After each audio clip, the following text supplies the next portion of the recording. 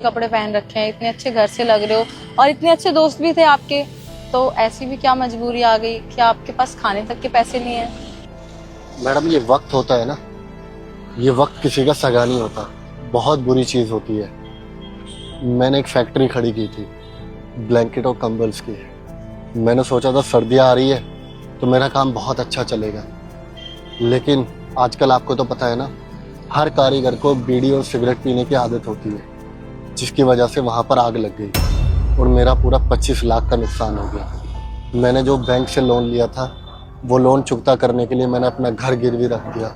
मेरे पास गाड़ी और बाइक थी, वो सब मुझे बेचनी पड़ी और अभी भी मेरे ऊपर 7-8 लाख का कर्जा है और मुझे कुछ समझ नहीं आ रहा कि वो कर्जा मैं कैसे चुकता करूं। मैंने अपने दोस्तों से मदद मांगी तो उन्होंने मेरा साथ छोड़ दिया और मुंह फेर लिया। अब मुझे कुछ समझ नहीं आ रहा कि मैं क्या करूंगा।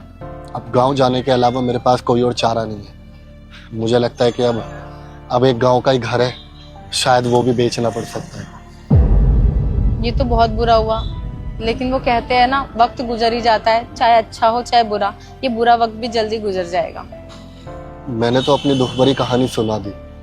आप इतने अच्छे दिखते हो, आपने पढ़ाई वगैरह करने की कोशिश नहीं की जो आप ये टपरी चला रहे हो? किसने कहा कि मैंने पढ़ाई नहीं करी? मैंने बीकॉम किया हुआ है, ग्रेजुएशन पास हूँ मैं। अब आपकी एक कहानी है तो मेरी भी एक कहानी है। मेरे पापा बहुत बड़े बिजनेसमैन थे।